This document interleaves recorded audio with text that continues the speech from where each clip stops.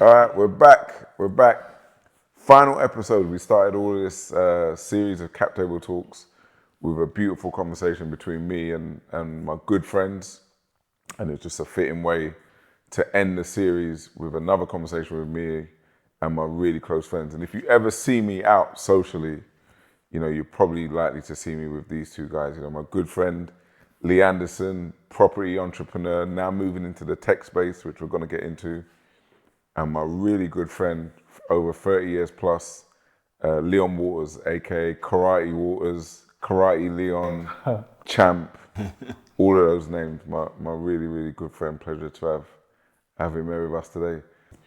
And the thing I love about him most is the mentality, and it comes from the things that Leon's achieved in his life, and that's we call him Champ because he at one point was, you know, the world champion at karate. Like, what was that moment like to achieve world elite status in the discipline that you've been in for a while? Well, to be fair, I worked for many years in the sport before getting to that level. So at an early age, I was doing quite well competition-wise.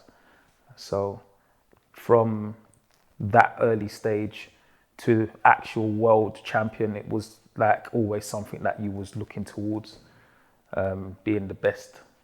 So yeah, I mean, when I actually achieved the world championship, it was like a dream come true. We worked hard for it. We put the years in. So it was probably well deserved at that time, to be fair as well. You worked for it. Yeah. It's a family thing as well, though. Like, in your family is generations of people, you know, in the karate discipline and achieving elite status, not just like hobby, but like elite status. Like, reel off some of the accolades in the Waters family in the karate discipline. Well, I don't think there's anything that we haven't covered in terms of titles or what we've won or what we've, you know, any tournaments we've entered at all levels has been achieved. So nationally, we've had several British champions throughout the family. Then we've got European champions and world champions in myself. So yeah. Do you remember that? So we was having cap table dinners here before we started filming them, right? And do you remember? I can't remember. I think you were. Yeah, you were here. So we had a cap table dinner here. My good friend Minko, a bunch of other guys was here who hadn't met each other. Yeah. So Minko's coming and he's like, you know, everyone's meeting each other for the first time, and I'm like, oh, this is my friend Leon. Like, he's, you know, he's a fighter. He's done a lot in karate. And Minko's like, oh, okay, cool. Like, you know, what have you won? What have you won in karate? And Leon said, everything. Everything. He said everything. And it killed me because it was like, well, it's true. Like, it's true. You can finish it with that. It's just an efficient way to describe what he's won. Whatever you think of one. Yeah, exactly. I've won them all. Well, like, realistically, there's not a tournament that I hadn't won. Like, I won European, national, world, Commonwealth, World Games. So any tournament that there was within karate, I'd won it at one point. So No. The humor in it isn't that it's not factually correct. There's two parts of humor, and we know him, so I don't know how you feel about it. The humor in it is you're a very humble person. Like, you're not a person to push your achievements on anybody else. So the kind of one phrase, everything. Leon is the king of one-liners. He can make you feel this small or this big. He's not playing one-liners. One-liner. Oh, why are we doing this again? So Why are we doing this?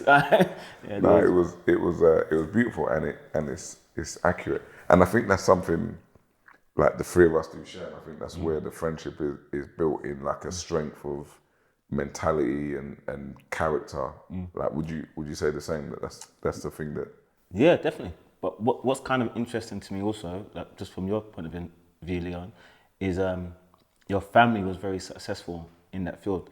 Was that a lot of stress or pressure? And at what age was your mind even on, like, world title, European title? Because people just go to, like, karate just to learn how to not go to work. Yeah, like, like, to just learn like how half, to defend yeah, themselves. If even that, like, you just get told you got to go, and some people like it, some people don't. But you're talking about, like, European championships. What age did that even begin? To be honest, because we all kind of, my age group started at the same time. Like when I say my age group, my cousins, and so that level, A little generation. yeah, that all doing it that together. generation, we kind of started at the same time. So there was probably about 5 or 6 of us, and my dad was an instructor. He had the club. My uncles kind of started probably around the same time as us as well. My dad was the first one who was already into karate, so he started the dojo. So we all was going to karate and kind of all developing at the same time. So what was good about it is that we were all fairly decent. So it pushed our level and kept us all on our toes. So you're turning up every week. You don't want your cousin to be better than you. And it was competitive. And because of that competitiveness, it kind of elevated our levels to a bit better than what the average for our age group would be, you know? And so that just kept on progressing throughout the years of us being involved in the sport and going on to bigger pastures with it. So yeah, it was natural development. It's a mad tide though. Like it's one thing that 5 or 6 of us are doing the sport together. It's another thing that we all become national, Commonwealth, European. That's correct. That's mad. That's mad. But it is a mentality thing, and I do think it's a thing, like, because we're all quite different and we're all like very close. But I do think that is a thing that we like that's common between us. That there's a strength of character, a determination, and a strong like mentality. Would you say the same? Yeah, 100%. And we've always spoken about it's about energy in it, and I suppose it's the same thing. I might say energy, but that mental, how we look at things, and how we also like conduct ourselves in terms of like taking accountability for our actions. It's like a unison, isn't it? We all kind of think the same way. Highly accountable. And when I was thinking about this conversation, something else struck me that, I don't know, we probably known each other 15 years. We've known each other 30 years, maybe more. And I can't think of a time in that period where like the relationship's been off kilter. Do you know what I mean? Like friendships go through, and it's quite normal, like a friendship will go through a phase where you're like, okay, we've fallen out or we've had a disagreement about this. So we've gone from 10 to 7 for a period and then we build back up.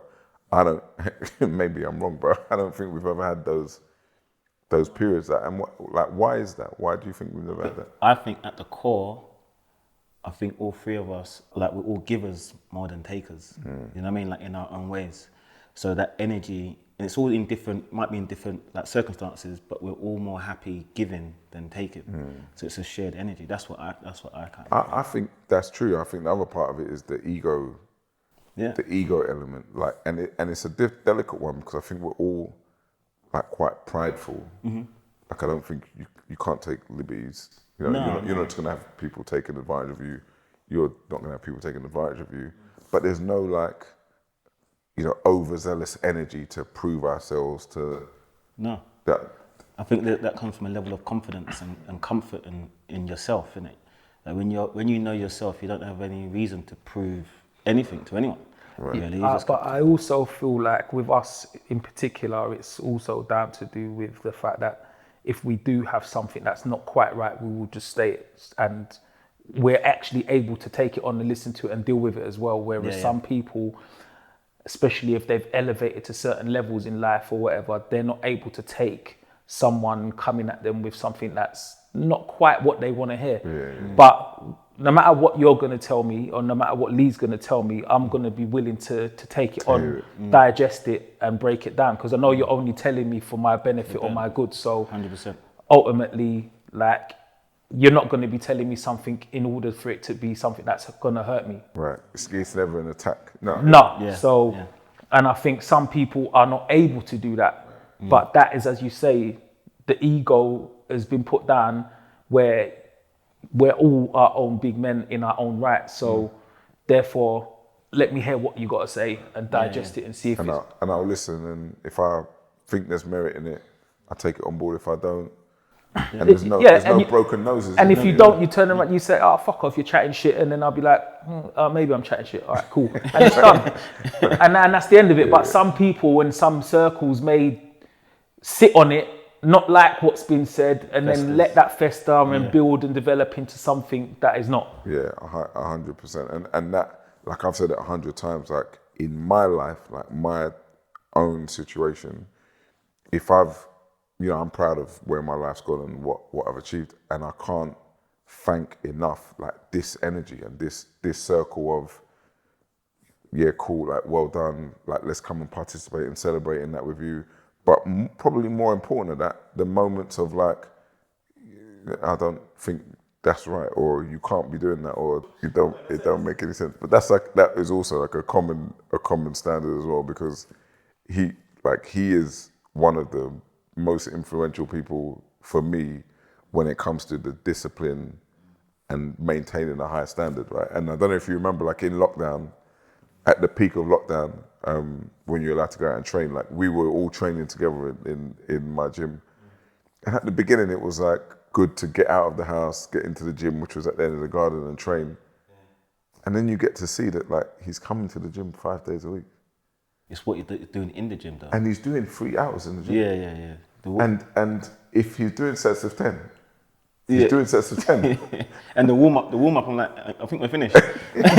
He's just like doing one body part for time. He's like, hold on a minute, like, we're going to move on. It's a window into and it's one of the things I'm going to appreciate him the most over the years. He has got that discipline when no one is looking. Like he's got a code and a standard when no one is there or looking. And is that family? Is that karate? Is that you? Like, where's that coming from? You know what? It's probably a culmination of all of those, because all of my family are quite dedicated, and we kind of like, once we've started something, we kind of always tend to see it through. I think the staple for us was that when we, like with karate, for example, anyone that started had to get to black belt before they could stop, really. Oh, that was a thing? Yeah, so like we've got like 8 or 9 black belts in the family. Right. So cool, if you want to stop now, all right, no problem. It was no choice. It was like, you're Yeah, black belt, that's what's happening. realistically, like we're going to Nan's house on the weekend and you're going to try and stop when all of us are still doing it. You're going to feel like a bit of a mug when everyone's still involved. So you're kind of still drawing in. So yeah, so technically we've kind of, that ethic of turning up week in, week out is natural to me. Like it just doesn't seem like anything else would be no, it wouldn't. If anything else wouldn't be appropriate at all. Yeah, but you're the same as well, though. Like once you lock in on something, you're like relentless. You can't waver you on it. Like it's gonna happen. Like where does that come from for you? I just like to, if I say I'm going to do something, I just like to do it. And I'm very good like breaking down the steps. And I set like quite hard tasks for myself that I know I can't do. So like when we was talking about the boxing, for example, like I'll set like a task that I know realistically makes no sense. 12 rounds of 5-minute sparring doesn't really make any sense. But then I'll just set that, and for some reason, it's impossible for me to stop until that's done. But I know your entrepreneurial story as well, right? So there's a lot of like innovation, and you've been the first to do a lot of things. So like guaranteed rent on the property scale, we laugh and joke a lot of the time that lots of people are doing that, but you were one of the first people, if not the first person, to do that. I think the thing I like is when my back is against the wall. So going back to the guaranteed rent situation, like if I can figure out a way where I can add value to the government, then they should always pay me. I was like, well, how can I do that? I was like, well, let's find out if I give them properties, will they pay me? We go through that, we understand that that's a yes. Okay, cool, how can I get properties? If I give them the property as a managing agent, will they accept it? The answer was pretty much no. I have to be a landlord. So I was like, well, okay, well, if I lease the property, that now means I have control of the property, which puts me as the landlord. Cool. So then you just work backwards and you're like, okay, well, why would someone lease the property to me? And that's when you're like, I need to find value. I need to find a reason. I need to find a reason. I am a better place to distribute this property than someone else. Yeah, and I just see strength in that. So whereas an estate agent is going to do a management fee I'm like, well, I just can't do a management fee. I need to do the opposite of that to create a lane for myself, right? And then that's where the concept was, okay, if I can give them a fixed income, it's going to be slightly less than the market rate. But it's guaranteed. But it's guaranteed now. I think I had £400 a month because I had a property in Southampton and I was living on £400 a month at the time. I was like, this £400 is doing nothing. So I might as well spend £200 to do a website and £200 on Google Ads. And that's how it started. And that's how the whole thing. Yeah. That was the start of this journey. That was the start. We done Google Ads, and I remember the first deal was in somewhere like, where was it? Somewhere far up north.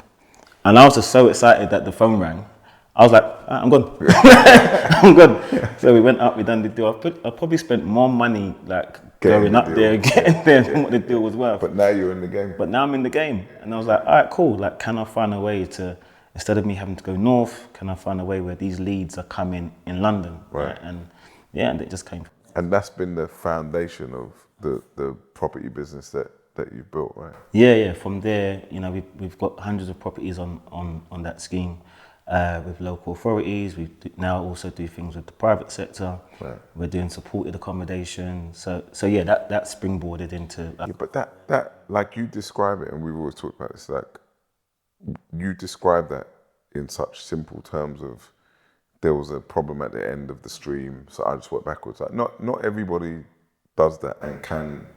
I've always done that. We have an eviction support service. It's exactly the same thing. I'm quite smart, and I had a problem with one of my tenants. Like the house that I had in Southampton that I owned, the tenant just stopped paying me, and I got it wrong, like trying to go through the eviction process.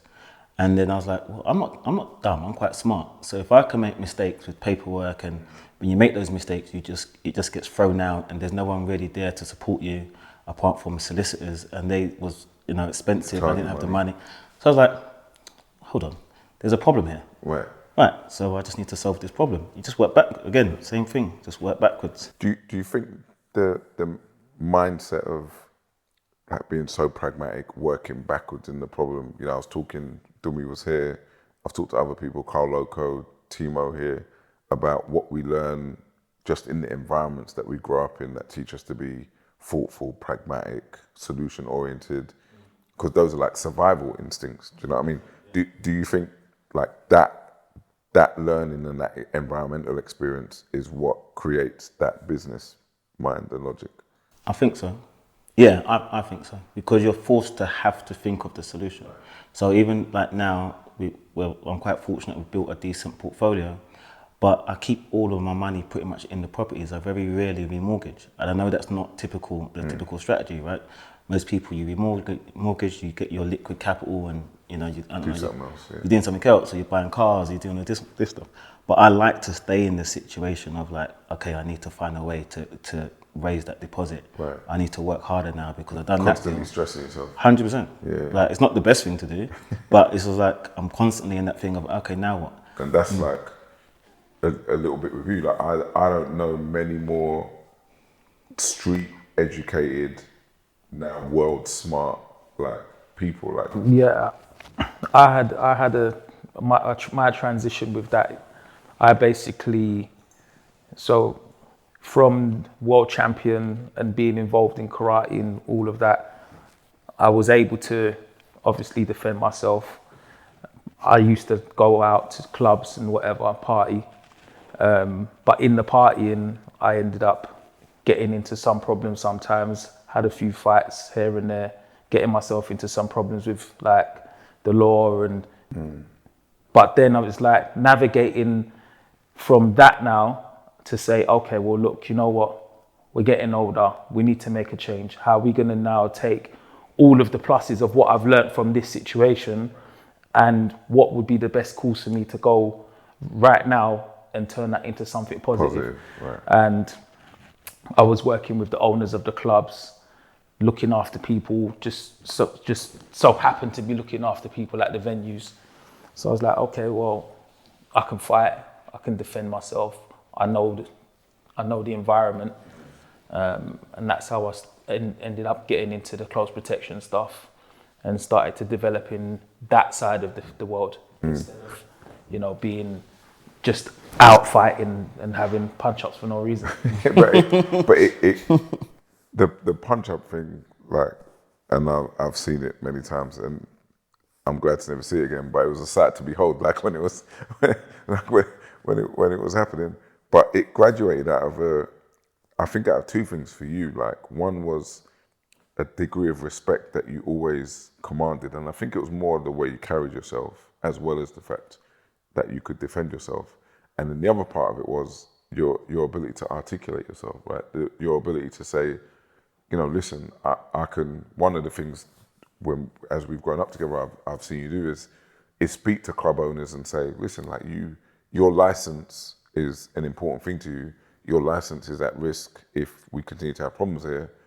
I'm in a position to help make sure there aren't problems in there, which is, good for the club and good for you as a licensee, right? But that takes a degree of like intelligence and articulation to put that to what's essentially do you know what I mean? Like, it's essentially a businessman who owns a club because he wants to run a business, and then a bunch of people who are coming in the club to have a good time who might also want to cause problems. And I think that's a strength that you've had to be able to speak to this person here, but then also speak to this person and say, listen, you might need to behave yourself. And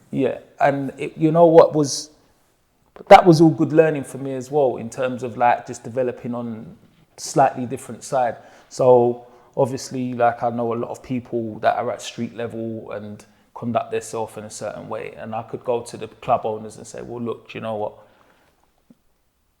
We're gonna have less problems if we put a buffer between you and the street. Right. So I became that buffer. That was like, you come to the club, you see me, you think, okay, cool. We can have some form of dialogue. You might have been badder than me, not badder than me, or whatever, on your way up in how bad you thought you was. Right. But I could have a discussion with you. We could break it down and make sense of it. Right. And then you come and conduct yourself correctly. Right way. Right. And to be honest with you, like, I worked in some of the toughest environments. I've had like the baddest people in London come and talk to me, and whatever. I've seen it. Like, I've seen the range of it, and I've seen like the moments. I remember when you used to be like helping run Browns, and we, like, a lot of us would be going to Browns. We'd be having a good time in Browns. Our friend was there, so he would make sure that we were always taken care of.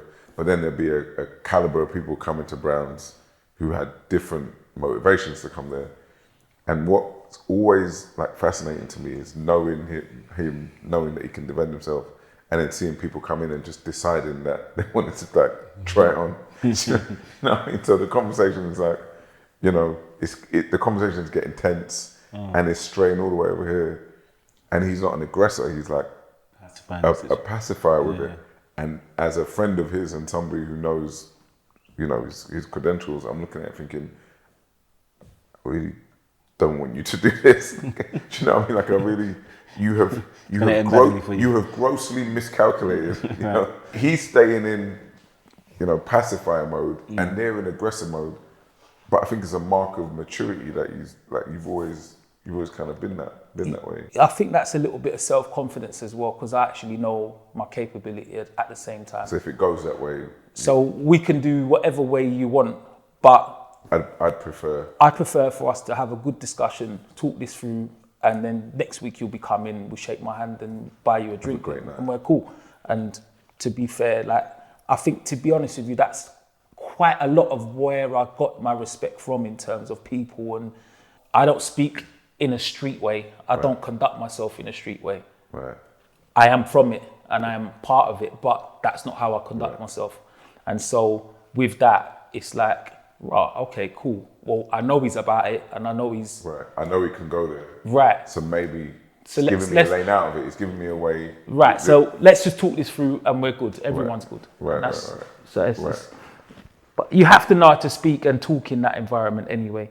And not everybody does. And where did that come from for you? Because we probably grew up in similar environments. I would say you more so than us. Like, you were closer to it, in the heart of it, more so than us.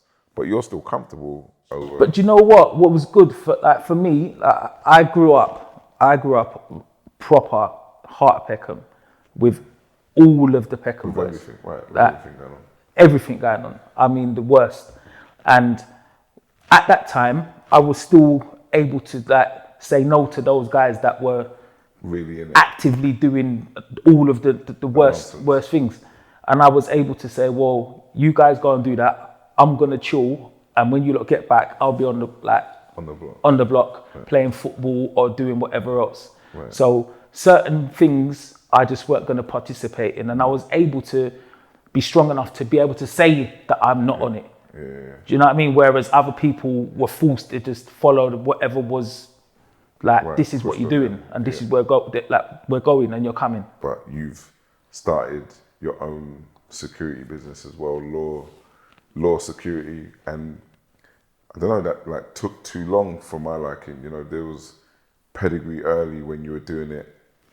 I don't know, like under the radar might be a way to say it, or behind the scenes, but the credentials are extensive. You know, people like Naomi Campbell, P Diddy or Diddy. The list is endless of like A-listers who you've been the go-to person for their, you know, for their protection and their security. And then over a period, you've turned that into a business. I think it took you a while though to like make it a firm business where, you know, you are that go-to person.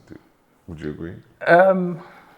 Well, to be fair, coming from the club side of things, so basically it was a transition of working in the clubs and then looking after celebrities as they came into the clubs. Because the original model was you were associated with a club, the celebrity would come there and you would be the person to make sure that they were safe. In that environment. And then I just basically said, okay, cool. Well, I'm used to being in the environment, and in terms of like having a problem, I don't feel like you can have the situations what they're going to be in are not going to be anywhere near as life-threatening or problematic than what I've already been in. Right. So I'm going to go into their situation, whatever their situation is going to be. 10 times it's going to better. be right. So We were dealing with much It's a- worse it's- it- when right. we were just out having exactly. a night out. So this is going to be a cakewalk. So yeah. So basically, like I got into it off the back of the clubs, then transitioned from working in the clubs to then going away and doing individual CP work with some people from that setting. And yeah, as you say, I've worked with a lot of people. Because you don't talk about it and people don't talk to you about it. So a lot of us and a lot of the community have got this memory of Karate Leon, who we saw out heavily social, threw great parties, still throws great parties. But your day-to-day life is with ultra high net worths and or very high profile people, making sure they're taken care of it. And sometimes that's you like leading that operation or you deploying people to do that, right? So how does that all work? Yeah, so I mean, because of obviously being in and around the game for such a long time, I've built up a decent network of good operators outside of myself.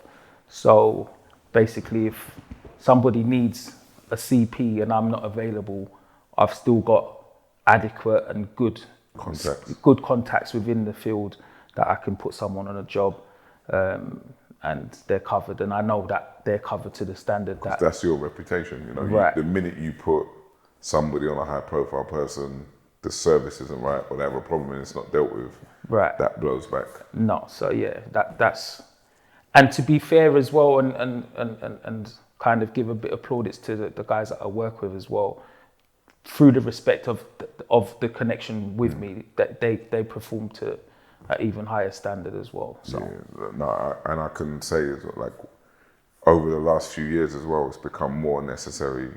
Like for me, and we've had to sit down and have the conversation where sometimes even that conversation where you're like, you need to stop doing this, you need to stop going in these places, but also where it's been necessary for me to have that, you're always like, these are the right people to deal with me or to, and it's always been top notch when we've fully. when we've needed that. And I like the fact that the whole energy of it is we're gonna not have problems. Yeah. Do you know what I mean? And there's some people, I see some of the footballers and some of the rappers who are more like open to problems, and they now want to engage and have problems because they've got that. Right. And my mentality and the mentality of anybody that you've ever sent to look after me has always been, we're just going to get you home in the least traumatic, less stress. That's important to you. To be fair, that is the first conversation I have with a client. They may have heard about me or whatever, and I'm like, I sit them down. I say, look, first and foremost, I'm not here for us to go out and cause problems. We are here for us to have zero problems. Right. And the minute I detect that there is going to be a problem or any possibility of a problem, I'm going to start talking about how we're going to get you out of the problem, and the quickest and safest route of doing that. And that's what we're here for, to make sure that we come to a situation, leave a situation with no issues. Yeah, I've benefited from that as well, where you're out and Champ's like, Let's go now. Yeah, we're gonna cut now. He's like, but it's just getting good. He's like, no, we're gonna cut, and you learn over time, as I have, like because he likes to stay out as well. So if he's going, let's end the night now. Then you're like, all right, cool. But it works in the reverse as well, isn't it? Like, it works in the reverse. Like, remember when we was in Dubai? Oh yeah, that was the best. That was the best. We're in Dubai. What was it? It was Abu Dhabi Grand Prix. Yes. I just sold KDS. I just sold a company at the time. Correct. So we had gone to celebrate and go crazy a little bit. So first things first, they're going, Drake is in this club and tables are, I don't know, 40 grand. Yeah. And I'm on a high, so I'm going, maybe we should do this. Like, maybe it's 40 grand. And you two are going, well, you stupid. Like, we never. It's 3 men. Like, There's 3 of it's us. impossible for us to do Right. that. Can't even drink the drink. Yeah, it's impossible. But I'm like, I don't know, like my head's gone. So they're like, no, we're not doing that. Then the second thing is, on the night, we're heading over there and all of the calls are coming in going, there's thousands of people outside. Right. So I'm a little bit dejected going, I don't see how this is going to work.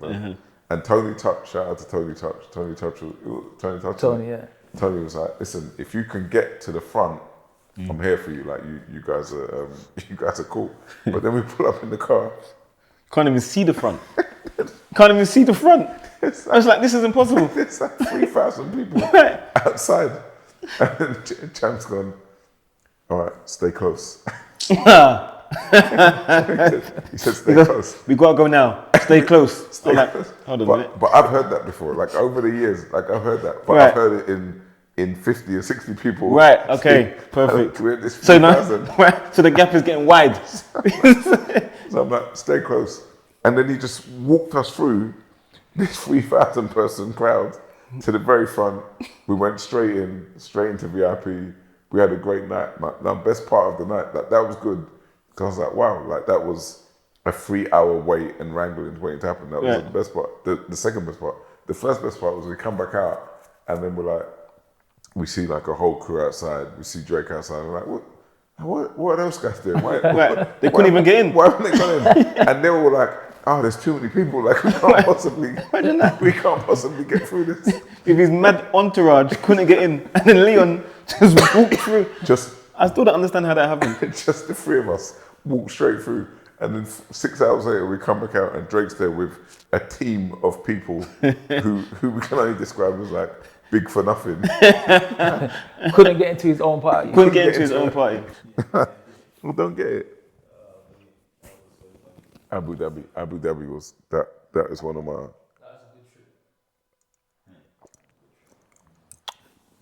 But we spent good moments like that. Like we've had those moments, and I think it's, I could always say, kind of founded in very low ego, like ultimate respect, and a willingness to, like as you say, like listen to each other because people got the best interest for your heart, which has allowed us to do like business together. Like we've all done various elements of business together. Like we're in a £24 million property project In Norwich. in Norwich.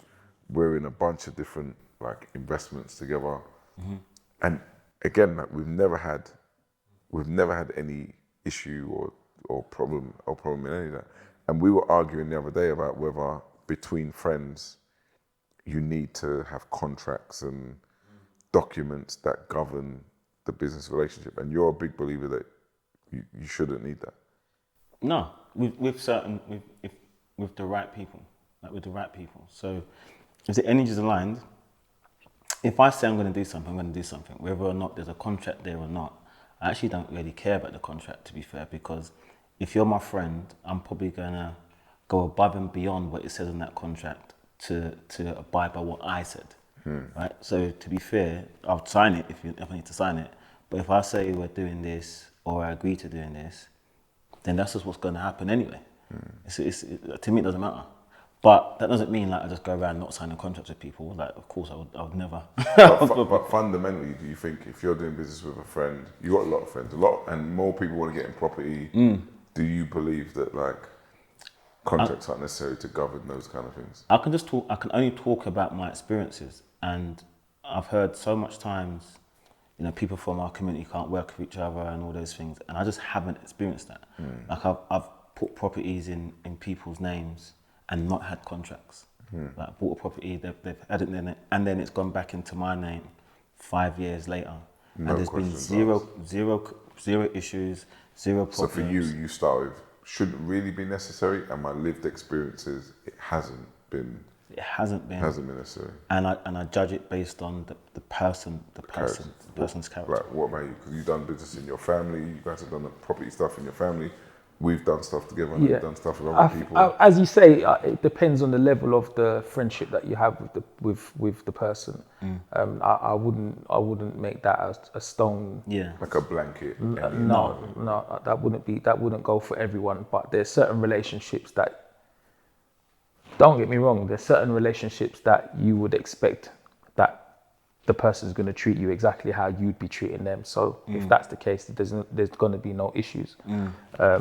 But I have learned the hard way with that in the past. So I would still say, because what happens is some people change when money's involved, and depending on the amount of money, it's just a good way to say, well, look, this was what we agreed at that time. Like we can go back to that, and it's that, without us having to say, but you said that, or you said that, or like we don't have to unpick any of those things if it's just written in black and white. So you're like more. So let's have it. Yeah, I don't mind having the contract in place. It's an agreement. None of us can waiver it at that point. I don't think it has to be super extensive. Right. Every nook, every cranny, I don't think it has to be super extensive, but just the basic principles of what you're getting into need to be there. We sign it at that time, because life's funny and things change. Because it's funny, because if you ask me the question, I'm like, have a contract. Doesn't matter. You, friends, family, have the contract, because the contract can only reflect what you've all agreed to at the time. It can't reflect more than that. And if it's insignificant, you never need to read it again. You never need to look at it again. Who cares? And as I was thinking about it, I was thinking, we're all involved in something now, which is like got a lot of money involved in it, and we have a contract, but we're all involved, and we're involved in, actually now I think about it, something else where we have contract, but we're involved in other things where we don't really have contract. So all of it is at play here. So intellectually, I'm like, you should have contracts. In practice, we've got every variety 100%, in the mix. Yeah. But we've all helped friends. Like we've all tried to extend our networks, involve each other. We've been like hugely involved in things. You've helped friends. You've helped friends like on the fighting side, like as well as the security business. You've been a boxing coach to a bunch of people. Probably Dylan White is the most known person who you were like coaching. You've known Dylan. You've known Dylan since Dylan was doing mixed martial arts. Right. Yeah, so me and Dylan, we started Thai boxing. We was Thai boxing in Flaxman Gym. Big shout out to Julian down there, used to run Red Dragon. And we started at Red Dragon doing the Thai boxing. I'd went from obviously karate, transitioned into doing some Thai boxing, wanted a change. I stopped doing the karate because there was some financial issues in the governing body. So Did you do UFC or you went straight to Thai boxing? straight to Thai boxing, and yeah, so I trained doing the Thai boxing for a few years, and that's where I met Dylan. But he was having some real tough fights, like really grueling, beat your body down like fights, and it was like, if you're gonna have these kind of fights and the type of money that was on offer, it didn't equate to taking this kind of punishment. Right. So I suggested that you get into the boxing. And then he took up the boxing. He started on the amateur level. Yeah. He was training with, I think he was training with a gentleman named Leroy, if I do remember correctly at the beginning, on the amateur circuit. And that's when he fought AJ first. Right. On the amateur circuit. Were you training him at that point, or you? Just no, like we were just training camp? together. Right, so we would just still train together and whatever. We was friends, so I was still present, but I wasn't training him at for boxing. So yeah, he had that fight. Obviously, we didn't know who AJ was at that time, but we could tell that they felt like he was a prospect. Gonna go on to something. Yeah. So yeah, Dylan done what he had to do with that. That is also the thing. Like, I've watched you fight, enjoyed watching you fight. Love fighting, love the sport. I watched you fight, and I've always said to you, because you've never seen him fight pressure. I always said to you, like, 6'3" at his weight, he's so technical and so like gracious as a fighter, like extremely technical. And we watch boxing with him sometimes, and starts like, breaking it down. yeah, like it's the second round of the fight. He's like, this guy's gonna win it in the 6th round, 6th to 7th, Right. with a right hook. Like he knows. He starts talking the science. He knows the science, and at a point that was kind of your role in Dylan's camp. Yeah, so I basically went and got my boxing license, like professional boxing license, and I was coaching him along with his other coaches at the time. But we would kind of more work on the technical side of the boxing, positioning, footwork. But what was the journey like with Dylan? Because you were there, like I say, you were there from the very beginning. It was, 4:30, you know, it was to O2 sold out arena. Like, what was the journey? It was good. It was good. We had some really good times with the boxing. We travelled. We done like weeks away, like Loughborough, and done training camps and been away to Germany. Done training camp for Anthony Joshua fight and all of these kind of things. Like we put a decent shift in, and good to do that with your friend, like 100%, and not just good to do it with my friend. Like, I want to see you do well. Like, I'm not in the boxing, you're in it. You're gonna win it for us. How could a situation develop where you're no longer in the camp? Like, what causes that? You know what? You've got yourself. You've got your outside influences. You've got other influences within the camp that maybe don't understand the worth of myself and what my contribution was at the time. So all of these factors may have just played a part in making a decision that may not ultimately have been the best choice. No, but I know you're like still a big fan. Was that O2? The other day, yeah, that was the what fight was that? Joshua's comeback. Yeah. Yes. We went for Joshua's comeback, and I know you saw him, and it was all like it was nothing. But Yeah. Listen, I still would love to see him go on and do as well as he can do. I just feel like his time is going to be now. Really, like if he's gonna crack on, it's gonna have to be now. And he's got to just take his chances while he's got them. He had that fight against Fury. I'd like to have seen him do a bit better against him, just be a bit more aggressive with him, get in his face a little bit more. Because I feel like fighting Fury, if you fight Fury and have a boxing match with him, he beats 98% of the people out there.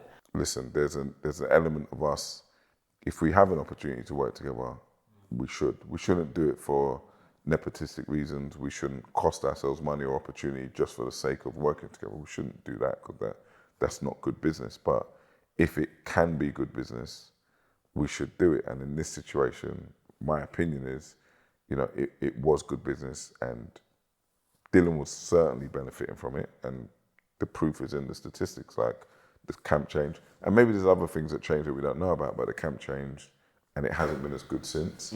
You were benefiting from it, so I feel like that's a situation that shouldn't have ended up this way. But you know, look, Dylan's not here, and we remain fans of Dylan's too, because he's come from where we come from, and he's climbed a really high mountain. But Yeah. Listen, from where we've come from, where Dylan's come from, trust me, what he's achieved and what he's achieved in the sport of boxing is incredible. Because he's not the most naturally gifted boxer that there is. right, He's had to graft, he's had to work really hard in order to get to where he's got to. no, we love so- Dylan. Plus, he's funny, man. Like he's good. Yeah. He's good value. So listen, we're gonna wrap this up, but one thing we're gonna be back with is your property tech For sure. innovation.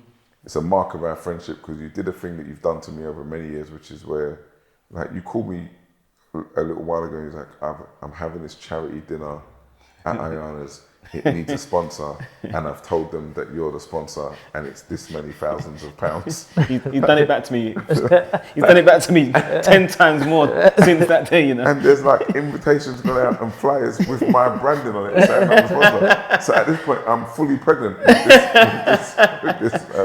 with this idea. But like with this property tech thing, you kind of did the same. But then when I heard about it, I was like, okay, actually, I'm grateful for this one and not the other. So you're gonna be back with that. I'm looking forward to this one as well. This one's going to be big. So Yeah, I think I'm gassed. We had a brilliant call about it today. Yeah. And we've got the t-shirts coming from you as well in the next few weeks. I'm doing some t-shirts here. First Black Samurai, Japanese Samurai. Champions League. We've got a lot happening. But listen, it's been a pleasure to do this whole series. Been a pleasure to just work through my phone book and show people the excellence that is just on our doorsteps and the beautiful conversations that are had and we have. So I hope everybody's enjoyed it, taken something away from it. And if I can find a great presenter for the next series, maybe there'll be a few more episodes. So thanks to Severin for sponsoring. Thanks to everyone for watching, and hope to see you soon.